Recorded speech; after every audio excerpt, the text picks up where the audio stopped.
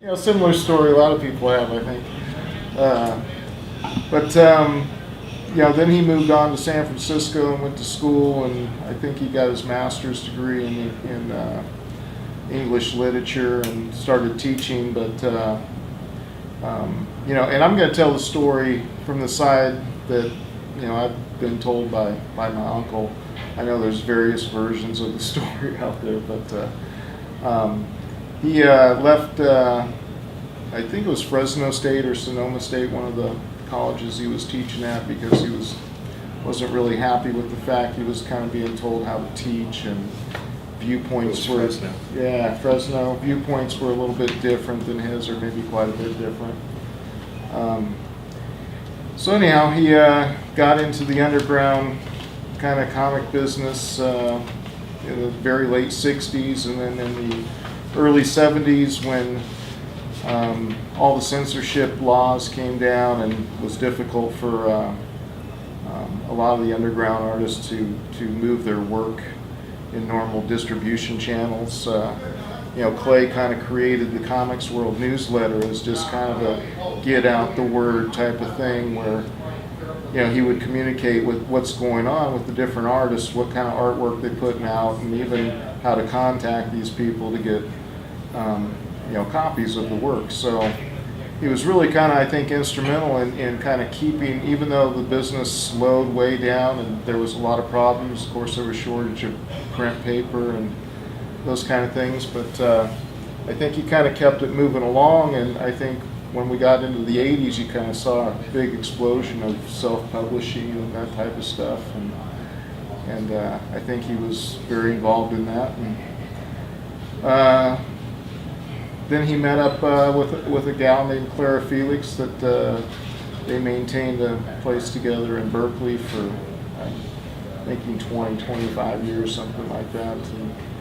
And then Clay was kind of a stubborn, opinionated guy, and he knew he was having some medical problems, but he kind of was being stubborn about going to the doctor and getting things taken care of. And then he found out he had cancer, and kind of went downhill quickly, and then in 97 he passed away. Maybe it was 96, I'm not exactly sure. But I was kind of in Southern California, so I got to see him kind of frequently.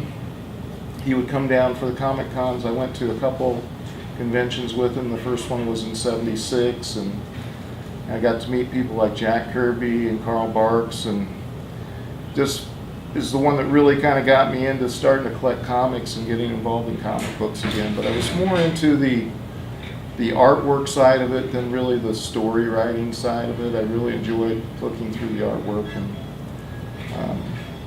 But anyhow, he has been around our four boys quite a bit, and kind of influenced a couple of my sons who are pretty artistic. Probably got that from him.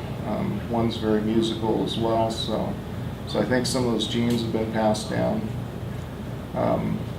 But anyhow, that was kind of how I kind of remember his life and the stories that he's kind of told me.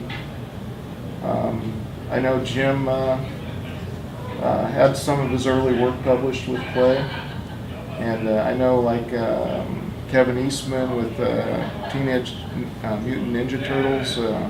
Clay actually published some of his first early works. What was that?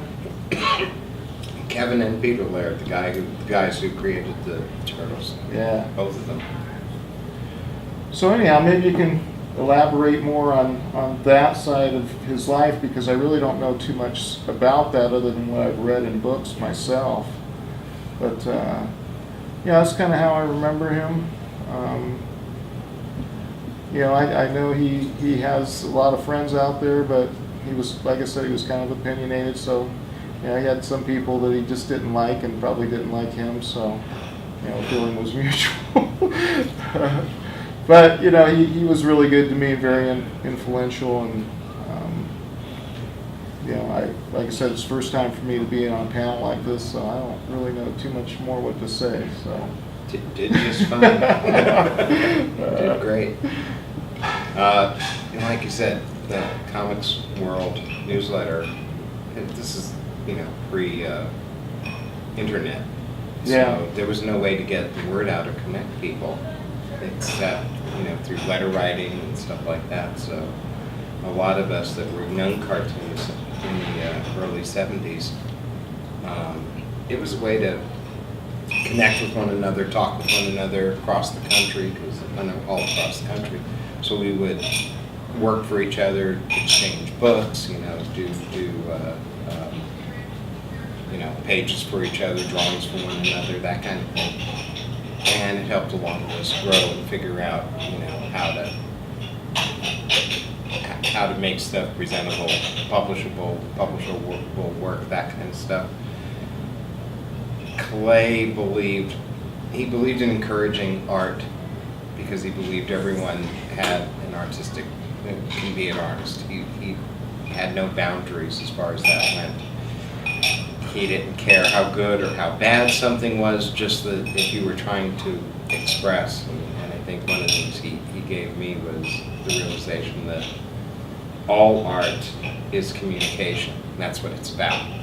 We communicate with one another through art, whether we make someone laugh or think or cry or hurt, or regardless what it is, or regardless the type of art, all art is about communication.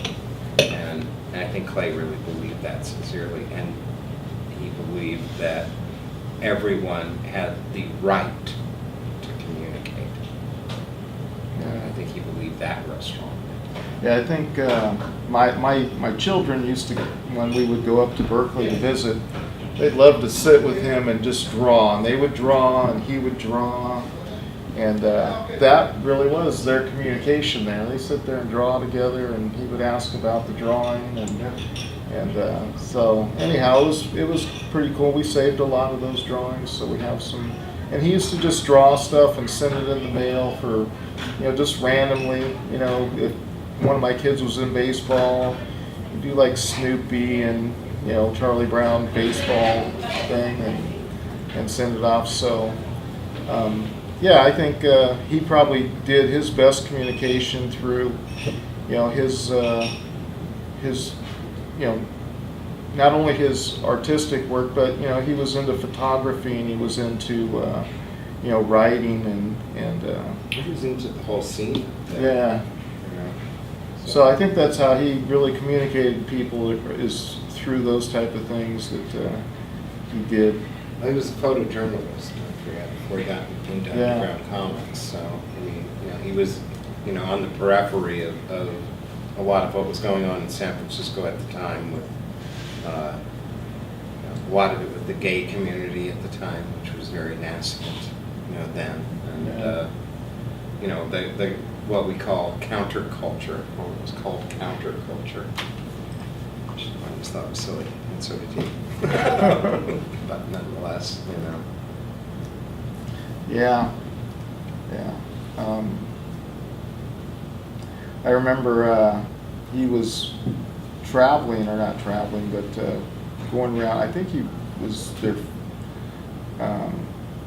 photoist, or I don't know what. Photojournalist. But anyhow, it was a band called Free Store. I don't know if they were a band or more of an act, but it was kind of along those lines. And I just remember seeing pictures of this bus, all painted, the 70s look, psychedelic, Free Store on it. And I remember going through a lot of his black and white photographs, especially when we were going up there pretty regularly after he got cancer, and he was going through stuff and trying to divvy up things for the family and stuff. I mean, it was actually kind of sad, but at the same time, kind of got an opportunity to go through some of this stuff, and it was really cool. He had this really nice black and white picture of Carl Barks that he gave me that, so he just, he did really document, a lot of the Comic Cons with his photographs, and a lot of the early, like Bay Area culture and history there. I mean, Haight-Ashbury and that type of stuff. So, and he was really good at getting photos of all the underground artists, because I believe there's a book published about underground artists that has a ton of his photos in there. I actually have a copy of it. I just can't remember the name of it, but But actually, my cousin, who still lives in Do you Lincoln, realize how Nebraska. much that copy is selling for? Do you have That any idea? that I can't underground, afford it. that underground. Yep. That's about almost 200. Actually, I have a cousin in Lincoln, Nebraska, who You can give it to me and. he's the one that actually gave it to me. So. I haven't seen the book. I have a friend who has it, but it was an instant hit with the underground people, and it's gone. It's like a The photo, Mark it's like Twain a, Sister book. I forget the name myself, but it's something. He was I seem to have known him way better than you did in some ways. Oh, you probably did. I knew him really well. Yeah.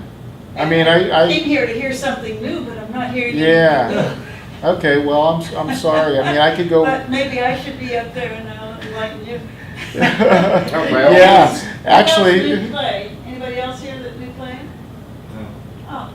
now Joyce Farmer. That name definitely sounds Well, familiar. Clay- Did you work Clay at? saw, we did the Tits and Clits comics, and Okay. we put that, we sold it to the various distributors that we could sell it to, including Last Gasp. Clay got a copy almost immediately, and I think that the comic was produced in August of '72, just a week or two before when the first Women's Comic came out, and Clay was on it and sent us a postcard or something saying, hello, da-da-da, and getting acquainted. And we appreciated that so much. We were in Southern California, and everything, all the action was in San Francisco and the Bay Area. And we appreciated that somebody would even care that we put out a comic. And things sort of snowballed from there, but I can remember. But I think what he saw himself as, I think he realized that no one else was going to chronicle Yeah. this era. Yeah. And that he realized that it was as significant an era as Beats were, 10 Right. years prior, or that kind of thing, that he felt that this was an important art movement, Yeah. and that the Yeah. people involved in it. Yeah, he had a feeling for that. Yeah, they needed, and it's probably his photojournalism, his And background. the undergrounders were too cool to pay any attention to him, so Yeah. he pushed. Yeah. I remember that. I remember the disdain among the artists, Yeah, there was. which was really uncalled for. Yeah. And I can't say Clay and I were good friends, but we knew each other and we corresponded. And at one time, I think I had a whole the whole numbers of the comics world. But I'm not sure. He used different artists for the logos and things. Yeah. Changed around. I think he had changed the name of it at one point, didn't he? And Yeah, towards the very end. yeah, Towards the very late end. '80s, mid '80s, something like that. Changed think to it was- Comics Wave. Yeah. Yeah. Somebody got upset. Yeah, I just remember him telling me there was some legal issues and He I didn't think want to Richard fight. Kyle Yeah. in Long Beach had a similar newsletter called Comics World. And I think that was the problem. But I'm not Okay. sure of that. and it was kind of a competing thing because it was very I don't think similar. in I don't nature. think Clay was aware that Kyle had this. I Ah. don't think he would have done it on purpose. And I don't know if there was a copyright thing. I mean, Yeah. Geerdes might have done it first, and Kyle Right. came in and copyrighted Yeah. the same. Where I really don't know which way it went. Yeah. I think that's what it went. Might have actually. Yeah. Yeah. Yeah, I kind of heard that he kind of just said it would cost him a lot of money Yeah. to retain the Yeah, name. and there it was just enough wasn't. money involved in Yeah. it to do that. No, it was all peanuts. So, Yeah. and he actually kind of thought it worked because, the new wave period in the '80s and the word name Comics Wave kind of fit the era. That's So he actually ended up liking it, according to what he told me. He ended up liking the name, quite a bit. Well, he also put out an anthology book, several issues of it called Comics Wave. Okay. I did a few covers for it. Brad Foster, a few other people did. Okay. All for free. There's no money. We did it for love, not money. Yeah. Yeah, very interesting. Yeah, that's good information. Are you going to be around tomorrow? Yes, I'm on the underground panel tomorrow morning. Okay, I'd love to come talk to you a little bit more because, like I said, I know a lot about Clay personally. He got involved in my family's life, especially my kids, quite a bit, and kind of Yeah, he mentored didn't seem to them. have any family when I knew him. He He didn't, and the thing is there's other conflicting stories. I wouldn't say Clay was honest with me with all the stories he told me. He kind of bent the truth a little bit, I think, but, but, I kind of, learned to, It was possibly the truth as he felt that it was the truth. Yeah. I doubt he lied to you on purpose if he had any untruths in it's there. kind of It his was, perception. Yeah, hey, I'm not gonna fault him or anything for that, but I listen to some of the stories he used to tell me and stuff, and then nowadays you get the internet and you can kind of get the real scoop,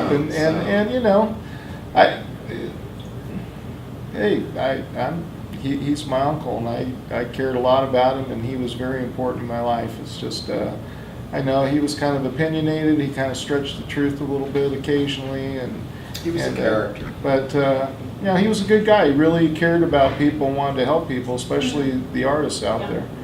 So I can't fault him, or I thought he was a good guy, and obviously the Comics World newsletter I thought was something. In fact, you look at the self-publishing and stuff that's going on today. That kind of started with him. yes, I would say that the fanzines. I think I was inactive in comics when the fanzines really got going, but I think that he was encouraging fanzines. He was encouraging, as you said, any artist or anybody who just simply wanted to communicate. It didn't matter how inept they were. Yeah. They were still encouraged, and Yeah. because we all start out inept. Right. Boy, the first Tits and Clits had the worst artwork. I mean, I'm ashamed to look at it now. Just for damn dumb. All I knew was that ink on paper, and you had to do it a certain way. And Yeah. at least I knew that, because there's a lot of artists that don't know that. Yeah, But that's kind of fun. those early underground comics, as somebody mentioned here yesterday, the artwork could be. Oh, it was Paul Krasner. The artwork was just uninteresting. The artwork was bad. The stories were bad. The only thing that was interesting is that they were so sparky, sexual, and off the wall. They were an that interesting read. politically, sometimes, yeah. I mean, pictures of politicians going poop. I mean, the whole picture of it. It was pretty outrageous then. I mean, it was really radical That was the point. It was to be in radical. print. It was very, very radical, But but you it had wasn't very good. But you had a whole gauntlet of artists, and from the excellent, from the exquisite artists like Dave Sheridan, Yeah. was a wonderful artist. Well, Crumb even I learned how to draw after a while. Me too. After a while, it took a while, but Yeah, there's some artists that were in the underground that were are amazing, and some Just writers that were amazing, amazing. Justin Green, Binky Brown, and Yeah. the Holy Virgin, wonderful book, still holds up wonderfully. So I'm still a big proponent of the underground comics. I there were. I don't think there are any others. I've never been able to pay attention to superhero comics, mainly because they're just a production. They're not the quirky result of a single imagination going from Some start are, to finish. some are. Some aren't now? Yeah. Okay, well, the superheroes in the old days, it was, as you know, writer, penciler, And a lot of them are still inker, produced that way. lettering. Which 4 doesn't different mean people that at the least. People who are doing them don't have a lot of passion and desire to do that type of work. It's just. Well, they actually do have a lot of passion. Sure. The thing is that a story that's done by committee loses its uniqueness. I think you can do those kind of stories by committee. I don't think you can do humor by committee. Humor has to come from. I don't think within you the person. should do any story by committee. I mean, I think a story done by committee is Loses going something. to lose its shine. Yeah. I think that but then that's my opinion. But That's why I don't go some for it. quality stories have come out that way. Yeah. Collaborations. It's kind of like songwriters. Some people need to collaborate, It doesn't mean two people writing a single piece isn't going to come out with it something good, you know? Right. It's just a Well, I different way of working. collaborated for a long time with Lynn Shedley on the Tiss and Clits, but I did come to the strong opinion it was better to just, Do it on your a own. single person doing it is like, well, a book writer, a person who writes prose for a printed book has editors, Right, same thing. You Right. know, you need somebody to keep you on some sort of right. plausible track. But anyway, I've worked both ways, and you know, I think I always prefer writing my own stuff that I draw, you know. But I've worked with other writers and worked with other artists, you know. So, you know, there's good things to say about all ways of doing things. what I hate to hear, and Clay would laugh at this, I hate to hear, I have an idea for a story. Would you write it and draw it for ink and pencil? Would you do it for me? Yeah. Yeah. Let me drink that cup of coffee for you too. You know, yeah. Well, you know, Clay used to send around, especially to younger cartoonists that quote didn't have any ideas. He would send newspaper clippings, just weird newspaper clippings that he would find. Draw this, you know. Dog climbs tree, you know. Things like that. That's funny you say that because, you know, I got a bunch of his books from his book collection when he passed away. And you go through the books and there's all these little notes where he kind of critiques things because he loved to critique. That's why, you know, like I said, he had people that liked him but other people probably didn't so much. But and there'd be all these notes in there and newspaper clippings he would have in there about maybe something in the book or somebody in the book, the artist or whatever. So, yeah, I still have most of those today. They're kind of nice to see. I wish I would have brought some stuff to display at my table. But I work a day job and kind of didn't really know this was going on until kind of, you know, just a few weeks before it happened. So. That's all right. I told Yeah. Fantagraphics 2 days ago that there was a convention in San Diego and they didn't know it. Oh, really? Wow. That's a shame. They said, gosh. Doesn't surprise And me. they said, gosh, we'll put it on our blog right away, which I thought was very decent of them. Do you know who Fantagraphics are? Yes. Yeah, yes. big publisher. Yeah, they're big 80s, I think, mostly, right? Well, they're still my around publisher, today. among other things. They're still active. Yeah, they're very, very active. They're Well, one it's of a the good thing they biggest. aren't here to hear that. What? Yeah. It's a good thing they aren't here to hear that. Oh, they know. I gave them an earful when I found out they didn't know about it. I gave Fantagraphics an earful of what they were doing here. I'm sorry, I didn't mean to apply that. Yeah, I think the people who run this show, though, ought to be aware that they should put out publicity notices to big publishers. Yeah. Well, even, I think it's they not wanted to supposed to keep be it that small. kind of con. Yeah, they wanted to keep it very Fantagraphics would small. have been good to have down here a bit. Yeah, They could have been told to bring just a few books. They didn't have to bring their whole. yeah. There's yeah. There should have been a place for them here. They're too important to not do. What happened to Ron Turner's, didn't know he was committed to those. Yeah, I don't think he's here at all. No, he's not. Yeah. No, he's not. Yeah, he's not able to- yeah, so- He was going to bring him, he was going to have a table here though. Was it? Was he? Yeah. Yeah. Did that get canceled? Well, he just gave it to, he called and said he couldn't make it, and so they gave it to somebody else. Yeah. Okay. Yeah, we had somebody coming to our table asking, I thought Last Gasp was gonna be here, where they at? Yeah, it's a big loss for the con here. Yeah. It's a big loss. Yeah, I'm sure he was one of the big draws here, so, yeah, it's kind of disappointing, but, you know, guy's health's gotta come first, so what can you do? So anyway, yeah, you know, I was just kind of thinking, you know, when he started Comics World, I really kind of think that was, you know, like you were talking about, there wasn't a lot of communication between writers and stuff like that, and I know he that was his focus. And you talked about having some Comics World newsletters at one time, or still have them, I'm not sure, but I do have a website that's www.comicsworld.com that we've just started posting some Comics World newsletters on PDF. We got the first 2 or 3 up there.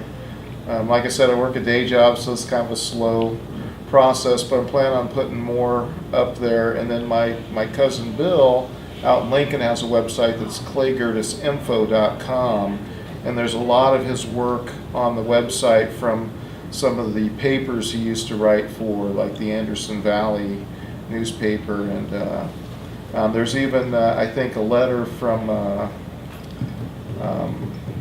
can't remember, from I know his last name, Mr. Miller, his good friend. David Miller?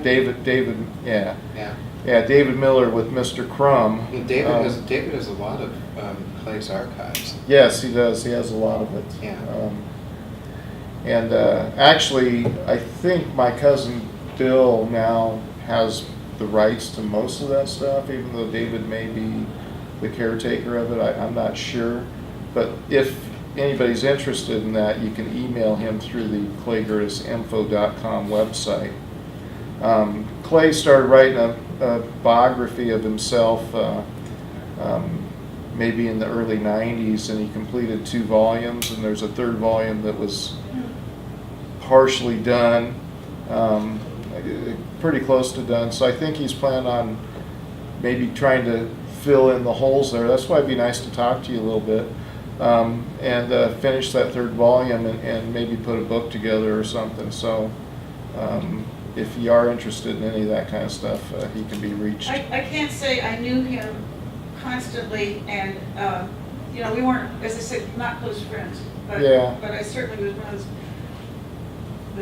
one of the people who would talk to him more than a lot of the other artists. We were from the 400 miles away, so we didn't have all the Yeah. in-group Cliques. competition or whatever was going on. Mm. We were always on the outside, and so therefore we got along with everybody instead of getting caught into these little details. I'll give you a card. Okay, that would be nice, yeah. I'll grab that from you. And I have stuff. I have Comics World stuff. I have a lot of the mini comics and things like that. Yeah. Do Yeah, actually. you have a full collection? Do you have a full set? Comics World, I Yeah. have Probably pretty should. close to a Yeah, full we set. think In fact, he gave me basically a full set out of his overstock, so it's not even folded or anything. Yeah. Really nice set, except there was a few issues he didn't have any overstock, so I didn't get those. I can't remember which ones they are, but eventually I'll probably fill them in somewhere somehow. I think my cousin Bill has a complete set. I don't have anything on my list. I've got my list of comics that I own, and I don't have any on the list, so I Okay, may not have any anymore. I don't know. all right. Well, But I do have photos. I have a lot of photos that he took of other people. okay. Well, maybe we can exchange, files or something. I can scan a lot of what I got, and actually, we're planning on making some stuff available on the website too, so you can just like right-click and copy photo, download it, print it. So, I'm not sure how long that's going to take. In fact, the gentleman in the back of the room is the webmaster for our website. But we plan on trying to use the website to kind of promote an appreciation of Clay along with, I just kind of sell vintage comic books and stuff on the side. It's not a full-time gig like some of these people in here. So it's kind of a dual thing. The Comics World website probably kind of funds us, keeping the website going and doing that type of stuff. So, and then like I said, my cousin is planning on doing some things, and I know Kevin Eastman. I think he has a lot of some of the photos and stuff too, and some of the early stuff that he did that. From my understanding, is like owned by Heavy Metal magazine or something that he was. Kevin owns Heavy Metal. Yeah, he owns Heavy Metal, okay. I knew he ran it or owned it or something. Yeah, he owns it. So, Metallerla. so it's in the Heavy Metal archives up there, and I don't know if it's I don't know if displayed he owns anywhere. but- Metal Harlan, No, but he that's does own correct. heavy metal. Okay. So anyhow, there's stuff out there available, and will be available. Like I said, if there's certain Comics World newsletters you want, I'll give you my email address Oh, and stuff. I don't need news, I was more going to offer you, but if you've got a Oh. full set, there's Oh, no okay. real need for me to look up things. Well, you know what? I am missing a few, so maybe I'll email you and I can get a PDF copy Yeah, from you or I'll something. have to first see if I have any at all. Okay. All right. Very good. That's it? That's it. Anybody else have any questions?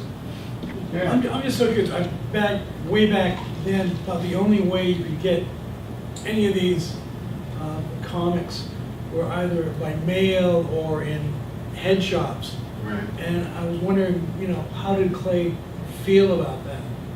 About. I mean, well, the fact that, it was, basically your distribution was so limited, and the idea of, well, only stoners, et cetera, are reading the material, no matter how good or bad it was. Mm. One of the stores carrying underground comics was Fahrenheit 451 in Laguna Beach, which is how I got in any kind of connection with it. And that was a store that specialized, it wasn't a head shop at all, it specialized in weird stuff. Unusual authors, occult things, just off the wall, new age stuff. Well, because Plus the undergrounds, plus just whatever was Well, interesting. I know myself, my But- own background is I grew up in, a small town in Connecticut, and that really was the only place, is like the town head shop, Yeah, where you kind of went in and it was like, you almost felt like, you were sneaking into an adult theater. Well, But that was true most That was places. fun. Well, yeah, it was exciting and everything, but That was true most places. That was true in Southern California. That was true, in Northern California. It was true pretty much everywhere. It's true in Minnesota. Yeah. So, and the point is, what you asked was, what did he think about them selling in head shops and then that well, I venue mean, that- going? yeah, just like, did he feel that it was just pigeonholing, creating such a bad impression of, well, if that's the only place that's going to sell it, it can't be good. Well, most underground comics were about sex and drugs and rock and roll. Yeah. I mean, No, it was no, like, don't comics. I mean, yeah, dope comics, things like that. So, I don't think Clay ever.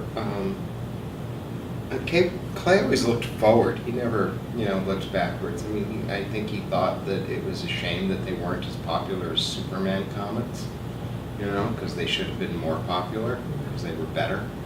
But in his opinion, wasn't the majority opinion, and I think that upset him a little bit.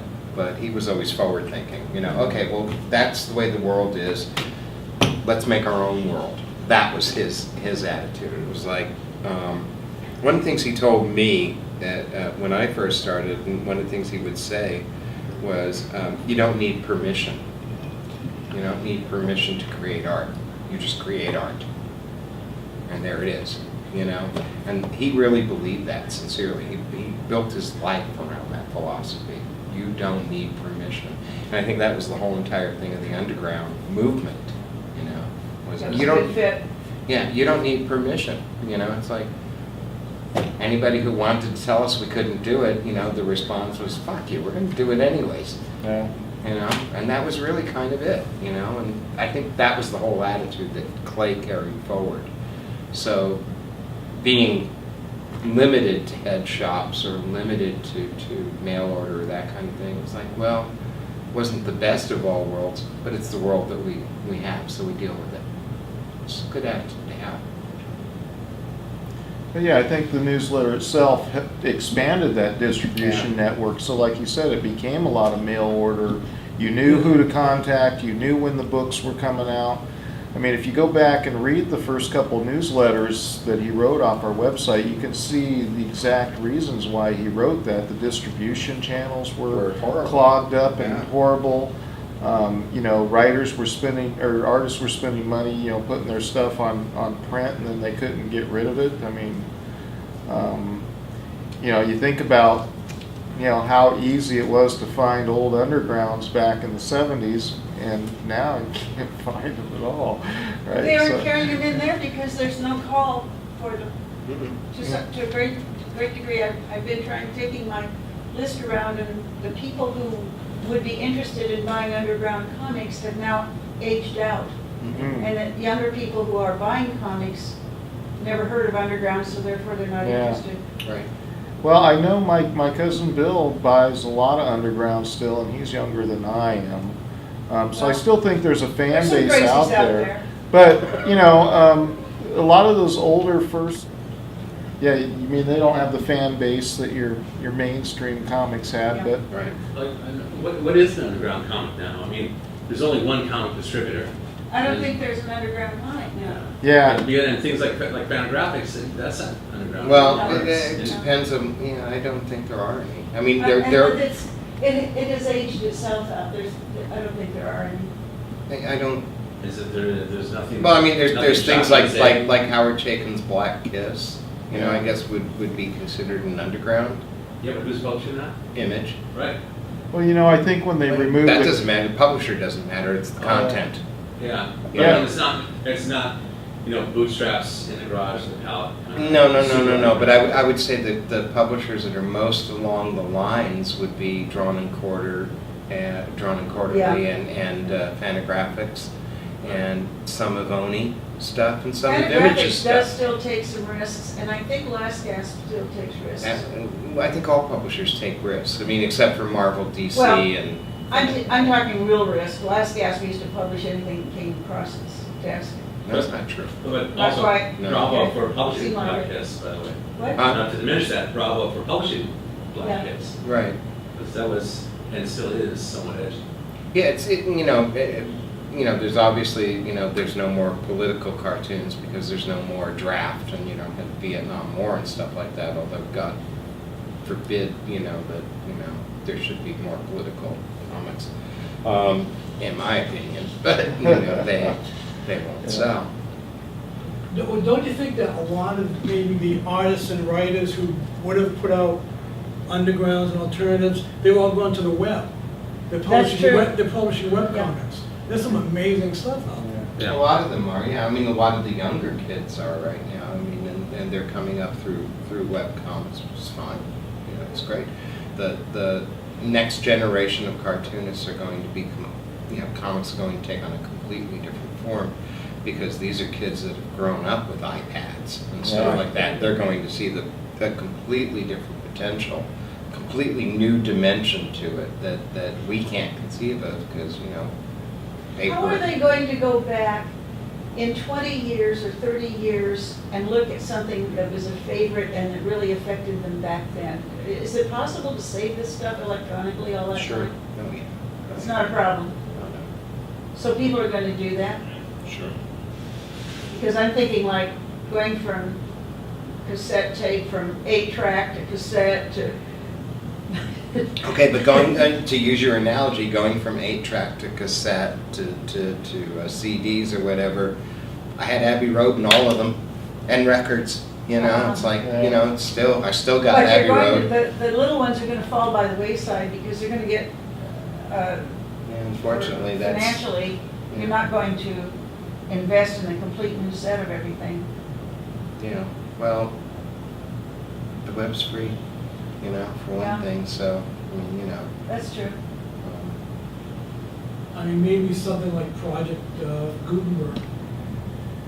And, you know, for aimed at comics or graphic material. Well, there's plenty We'll come along there's and do plenty of that. sites all over the Yeah. web. I mean, you know, type in somebody's name and, you know, a million pages will come up about that person, you know, and their work and what they did and all that kind of stuff, so.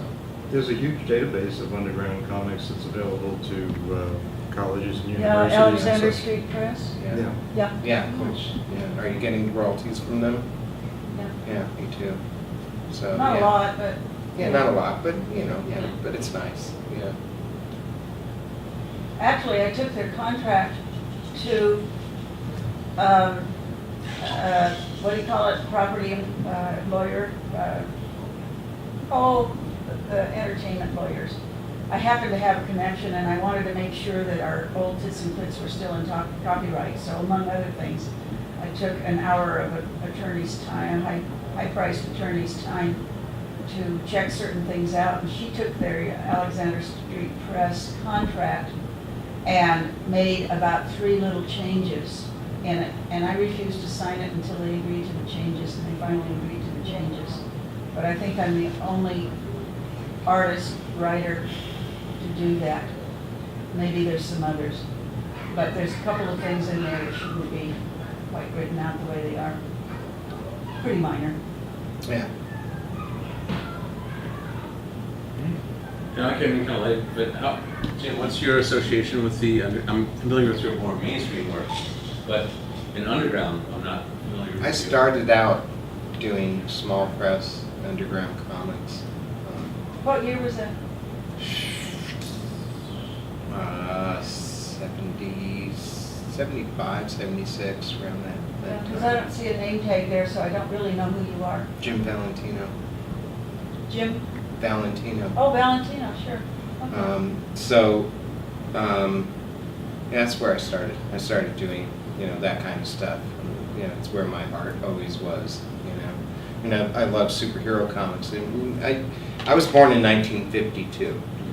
So I was 10 years old in 1962 when Marvel started and DC was doing the Silver Age and all that. So I was the perfect age for that. And I was 20 years old in 1972 when Underground started. So I was the perfect age for that, And I was equally influenced by Jack Kirby and Robert Crumb, by, Steve Ditko and Vaughn Bodie. They're both equally influenced, Underground and the mainstream. And it's all reflected in almost all of my work, from the early autobiographical stuff, which I did a comic a couple years ago called Drawing from Life, that I did a story about Clay in there, a 4-page Yeah, I story. actually have a copy of that my cousin Bill shared with me, so, yeah. But, Got a 4-pager or something? yeah, it was a 4-pager. So I go equally back and forth between both of them all the time, or at least I did, I don't do a whole lot of writing or drawing anymore. I'm just more into publishing and editing. But the stuff that I publish, the stuff that I choose to publish is non-genre stuff. I'm more interested in interesting ideas, in things that, in things that expand a little bit what comics can do or what I think they should do. And a lot of that is influenced by the undergrounds and alternative comics that I did early in my career. So they always called me the non-image guy, because I was the guy that, I love superhero comics. It just wasn't really where I wanted to go. So I took the company in a completely different direction. Well, I Why? mean, you did Guardians. I did Guardians of the Galaxy. Yeah. It was fine. It was fun. I did Sonic the Hedgehog. It was fun. Everything.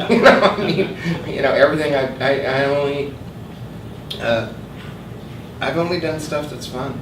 That I felt like doing at the time. So I've done the X-Men. It's like it's fun.